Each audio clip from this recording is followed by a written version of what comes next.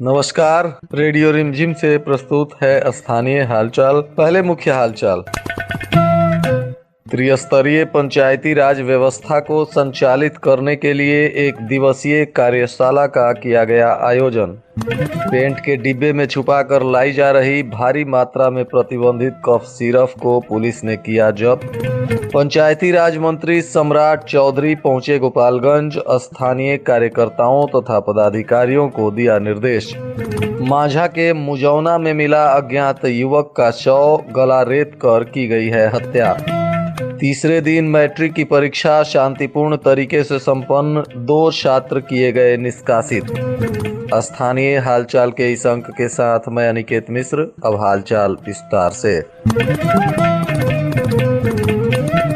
आज गोपालगंज के जिलाधिकारी डॉक्टर नवल किशोर चौधरी के नेतृत्व में त्रिस्तरीय पंचायती राज व्यवस्था को संचालित करने के लिए एक दिवसीय कार्यशाला का आयोजन किया गया, जिसमें सर्वप्रथम दीप प्रज्वलित कर इस कार्यक्रम का शुभारंभ किया गया और इसके तहत 15वीं वित्त आयोग के निर्देशानुसार त्रिस्तरीय पंचायती राज व्यवस्था को आगामी वित्तीय वर्ष 2022-23 के लिए सहभागी, समावेशी एवं पारदर्शी योजना निर्माण करने के लिए रणनीति बनाई गई। इस कार्यशाला में जिला पंचायत विकास योजना क्या है, क्यों करना है और कैसे करना है तथा कब तक कर लेना है, इस पर विस्तृत रूप से पीपीटी के माध्यम से जानकारी दी गई। इस दौरान जिला पदाधिकारी ने बताया कि जिला पंचायत विकास योजना बनाते समय सरकार के निर्देशानुसार सतत विकास योजना के तहत बताए गए 17 लक्ष्यों में से कम 9 लक्ष्यों को अनिवार्य रूप से शामिल करना है। साथ ही साथ जिलाधिकारी ने कहा कि विकास एवं सतत विकास के बीच के अंतर को उदाहरण के साथ समझाते हुए उन्होंने उपस्थित सभी लोगों को इसकी जानकारी दी। उप विकास आयुक्त अभिषेक रंजन ने बताया कि योजना निर्माण के दौरान योजनाओं का दोहन ना हो, इसके लिए विशेष ध्यान रखा जाए। जिला परिषद के अध्यक्ष सुभाष सिंह के द्वारा कहा गया कि पहली बार इस तरह की योजना निर्माण की प्रक्रिया बताई जा रही है, जो काफी उपयोगी है। इस दौरान जिलाधिकारी ने बताया कि इसके बाद जिला स्तर पर इसके लिए 3 बैठकें की जाएगी, जिसमें पहली बैठक जिला पंचायत विकास समिति एवं क्षेत्रीय कार्यकारी समूह के गठन को लेकर होगा। वहीं दूसरी बैठक जीपीडीपी और बीपीडीपी एवं एसडब्ल्यूजी के रिपोर्ट एवं मिशन तथा अंत्योदय का प्रतिवेदन पर विस्तृत विश्लेषण करते हुए समेकित योजना के निर्माण के लिए किया जाएगा तथा तीसरा बैठक प्राथमिकीकरण एवं अनुमोदन करने के कार्य को लेकर होगा। तत्पश्चात ई ग्राम स्वराज पोर्टल पर इसे अपलोड किया जाएगा। कार्यशाला के अंत में जिला पंचायत राज पदाधिकारी अनंत कुमार द्वारा धन्यवाद ज्ञापन किया गया। इसमें जिले के सभी वरीय पदाधिकारी इस बैठक में शामिल हुए तथा इस वित्तीय वर्ष के लिए रणनीति भी बनाई गई। बिहार सरकार के पंचायती राज मंत्री सम्राट चौधरी गोपालगंज के एक निजी होटल में शनिवार को पहुंचे हुए थे। इस दौरान उन्होंने भाजपा के कार्यकर्ताओं की एक बैठक कर उन्हें संबोधित करते हुए कहा कि वर्तमान में बिहार सरकार तथा केंद्र सरकार के द्वारा जो योजनाएं चलाई जा रही हैं, उनका सभी कार्यकर्ता जोर शोर से प्रचार करें और इसकी जानकारी लोगों तक पहुँचाएं ताकि लोग इन योजनाओं के लाभ को ले सकें। मंत्री ने कहा कि वर्तमान में केंद्र सरकार 300 योजनाएं आम जनता के लाभ के लिए चला रही हैं, परंतु इनमें से 50 योजनाओं के बारे में भी लोग नहीं जानते हैं, जिसके वजह से इसका लाभ लोगों तक नहीं पहुंच पाता है। इसके लिए सभी कार्यकर्ता तथा पार्टी के पदाधिकारी आम जनमानस के बीच जाकर सरकार की योजनाओं का प्रचार प्रसार करें ताकि इसका भरपूर लाभ लोगों को मिल सके। इस दौरान मंत्री ने कहा कि सरकार ने 2 वर्ष के अंदर सभी गाँवों को लाइट से जगमग करने का निर्णय लिया है। इसके लिए सभी स्थानों पर स्ट्रीट लाइट लगाई जाएगी और जोर शोर से अभियान चलाया जाएगा।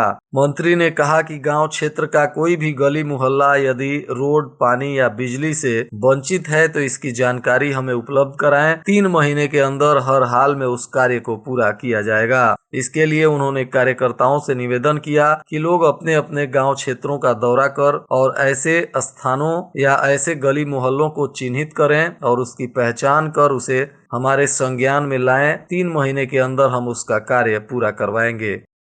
उत्पाद विभाग की पुलिस ने चेक पोस्ट पर वाहन जांच करते समय एक ट्रक में भरी हुई प्रतिबंधित कफ सिरप को जब्त किया है, जिसके बाद उसके चालक तथा सहचालक को पुलिस ने गिरफ्तार कर लिया है। यह कफ सिरप पेंट के डिब्बे के अंदर छुपाकर भरी गई थी और इसे असम के लिए ले जाया जा रहा था, तभी पुलिस ने वाहन जांच करते समय पकड़ लिया।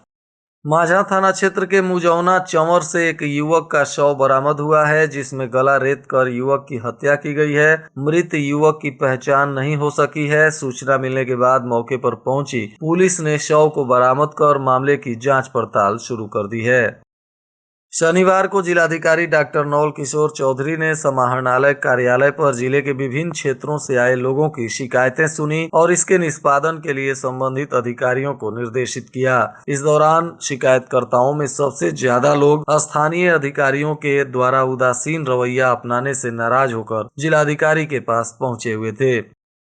शनिवार को तीसरे दिन मैट्रिक की परीक्षा शांतिपूर्ण तरीके से संपन्न हो गई। इस दौरान जिले के सभी 35 परीक्षा केंद्रों पर पेट्रोलिंग करते हुए मजिस्ट्रेट के माध्यम से जांच पड़ताल और निरीक्षण किया गया। देर शाम को आई रिपोर्ट के अनुसार प्रथम पाली की परीक्षा में कुल 30,095 परीक्षार्थियों में से 641 परीक्षार्थी अनुपस्थित रहे, तो वहीं द्वितीय पाली में 30,393 परीक्षार्थियों में से 1587 परीक्षार्थी अनुपस्थित पाए गए। वहीं इस दौरान कदाचार में संलिप्त पाते हुए 2 परीक्षार्थियों को प्रशासन ने निष्कासित किया है।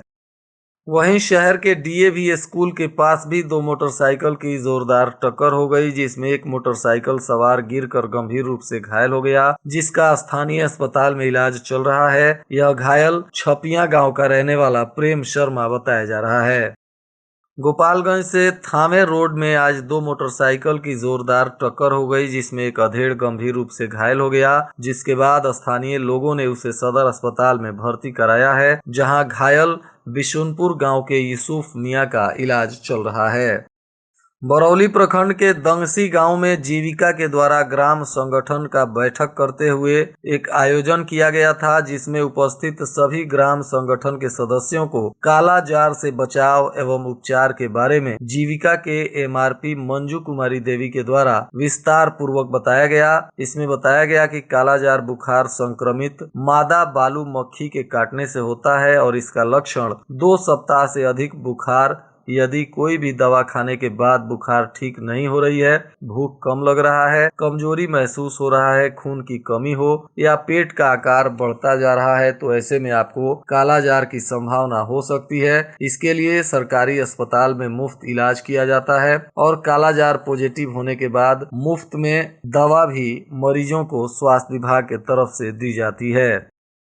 स्वास्थ्य विभाग ने फलेरिया उन्मूलन कार्यक्रम के तहत जिले में हाइड्रोसील का मुफ्त ऑपरेशन करने का फैसला लिया है। इसके लिए ऐसे मरीजों की पहचान कर उनका रजिस्ट्रेशन किया जा रहा है। इसके लिए आशा कार्यकर्ता या एएनएम के माध्यम से इसकी जानकारी देकर अपना रजिस्ट्रेशन करा सकते हैं और ऑपरेशन से 2 दिन पूर्व इसकी सूचना मरीज को दी जाएगी, ताकि मरीज समय पर कैंप में पहुंचकर अपना ऑपरेशन करा सके। स्वास्थ्य विभाग इसके लिए सभी हाइड्रोसील से पीड़ित मरीजों की पहचान करने के लिए आशा कार्यकर्ताओं और एएनएम कार्यकर्ताओं को निर्देश जारी कर दिया है। यह ऑपरेशन पूर्ण रूप से निःशुल्क होगा और मरीज को इसके लिए कुछ प्रोत्साहन राशि भी देने की योजना है तथा आशा और एएनएम कार्यकर्ता को भी स्वास्थ्य विभाग प्रोत्साहन राशि देगा। इसके लिए स्वास्थ्य विभाग ने सभी ऐसे मरीजों से अपील किया है जो हाइड्रोसील से परेशान हैं, वे तुरंत अपना रजिस्ट्रेशन कराएं ताकि निःशुल्क रूप से उनका ऑपरेशन किया जा सके। भोरे प्रखंड के रकबा पंचायत में नल जल योजना की जांच के लिए आज पटना से टीम पहुंची हुई थी। इस दौरान टीम ने नल जल योजना की बारीकी से जांच पड़ताल की, जिसमें टीम ने इस बात को माना कि सरकारी मानकों को ताक पर रखकर और इस पंचायत में नल जल योजना के कार्य को किया गया है। इसके लिए पटना से आई अधिकारियों की टीम ने स्थानीय मुखिया तथा जेई को फटकार भी लगाई है और इस जांच पड़ताल का रिपोर्ट आगे अधिकारियों के द्वारा प्रस्तुत किया जाएगा, जिस पर हो सकता है कि जो लोग इसमें दोषी पाए जाएं उन पर प्रशासनिक कार्रवाई भी की जाए।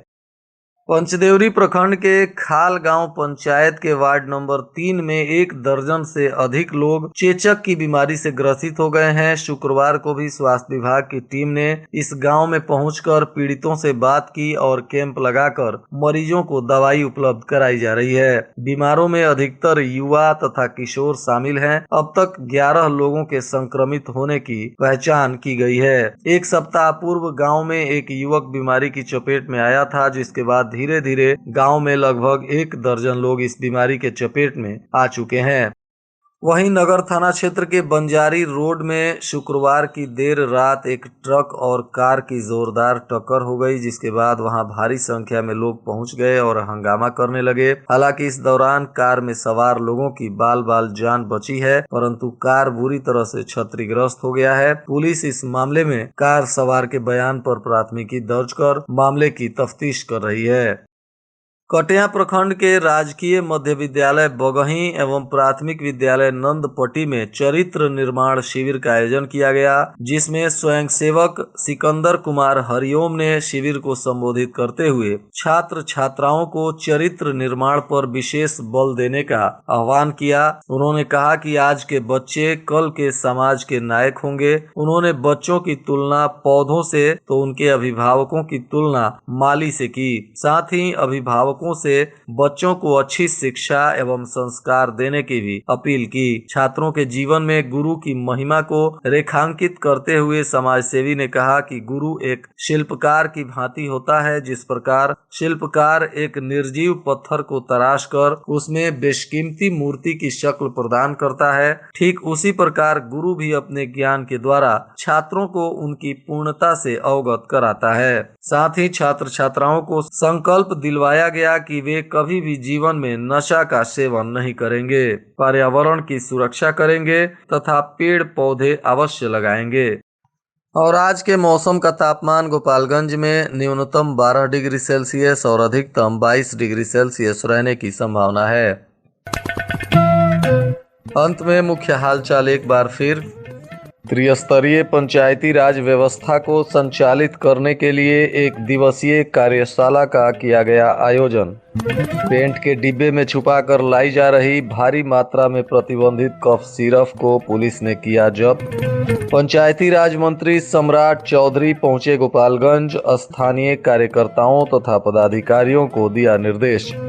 माझा के मुजौना में मिला अज्ञात युवक का शव, गला रेत कर की गई है हत्या। तीसरे दिन मैट्रिक की परीक्षा शांतिपूर्ण तरीके से संपन्न, 2 छात्र किए गए निष्कासित। इसके साथ ही रेडियो रिमझिम से प्रसारित स्थानीय हालचाल का यह अंक समाप्त हुआ। नमस्कार।